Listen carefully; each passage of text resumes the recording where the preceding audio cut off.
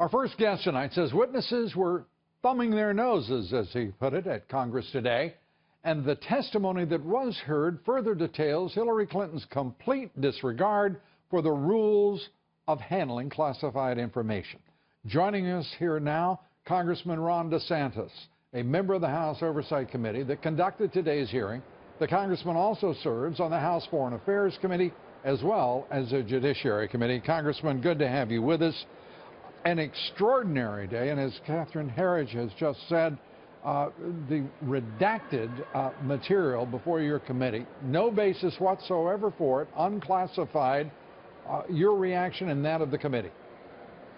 Well, Lou, I'll tell you, there's just so much that really stinks about this investigation, and we're finding out more and more. You're right. There are all kinds of redactions. I've gone through all the materials and some of the classified material, even though we have the clearance, totally redacted, so we don't even know the nature of some of the material that may have been compromised. And then, of course, you have these witnesses.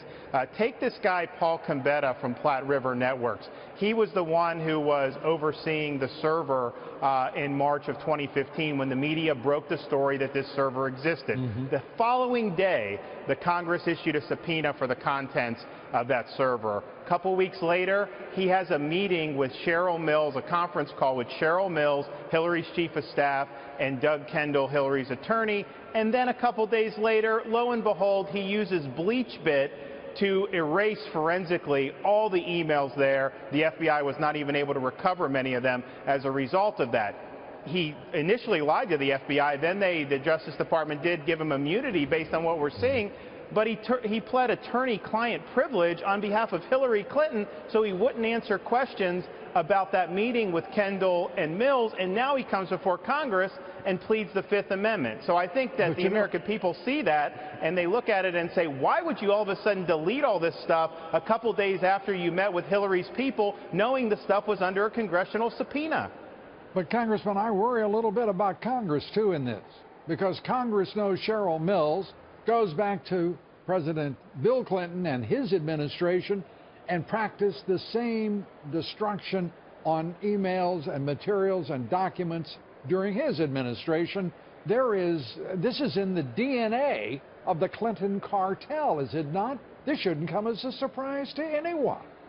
No, I agree. I think you're absolutely right. And really, I think there is a problem with Congress. I think you make a good point. Look at the IRS scandal. We're now trying to impeach the commissioner of the IRS tomorrow. One of the reasons for that was even though we subpoenaed Lois Lerner's emails not once but twice, the IRS destroyed up to 24,000 of her emails. And so we're in a situation now, if the executive branch can do that with impunity and face no consequences from the Congress, guess what? They're going to continue to do it. So I think this impeachment vote, even though it's not related to the Clinton emails, I think it's important because it at least shows Congress is willing to impose consequences when people behave this way and when they obstruct justice. Yeah, it is important. And one thing that's clear, too, here, I think for all of us, is the era of the imperial presidency has got to end.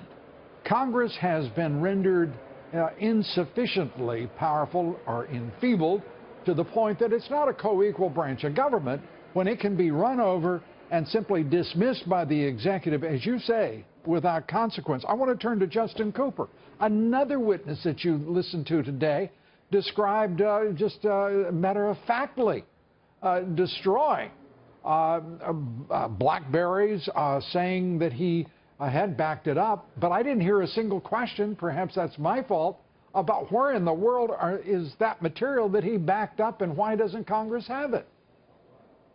Well, no, he didn't have an answer for that. He's destroying BlackBerry, sometimes with a hammer. And, of course, if you read the FBI report, there was a laptop that went missing in the mail somehow. They couldn't find the laptop. So this is just par for the course. But it's interesting. He acknowledged he never had a security clearance, so he didn't even have the ability, supposedly, to handle all this stuff. And it just shows her email setup was really allowing people who had never been vetted by the government to handle information at the confidential, secret, and top secret levels.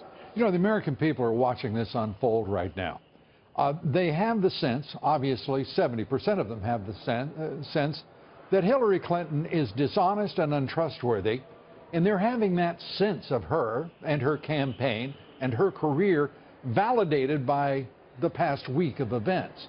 They're also seeing it validated before your committee in these comments from people working as if they are some sort of agents for the Clinton cartel rather than employees or contractors for a Secretary of State who has the responsibilities of a duty to the American people.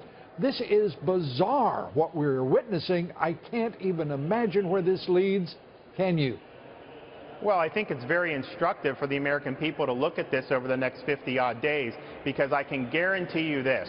If she's elected President of the United States, this whole email saga, how they've handled it, how they lied to the public repeatedly, how emails were destroyed, that is going to be standard operating procedure in a Hillary Clinton administration. And it'll be 4 years of nonstop investigations, nonstop scandals. And I think the American people want to get beyond that, actually focus on the big issues to get this country back on the right track. Meanwhile, your Speaker of the House goes over to have a little talk with the President about the agenda for the fall. We haven't heard a lot about the so-called Better Way, this product of Paul Ryan's to compete with that of the man running for president, the nominee of your party.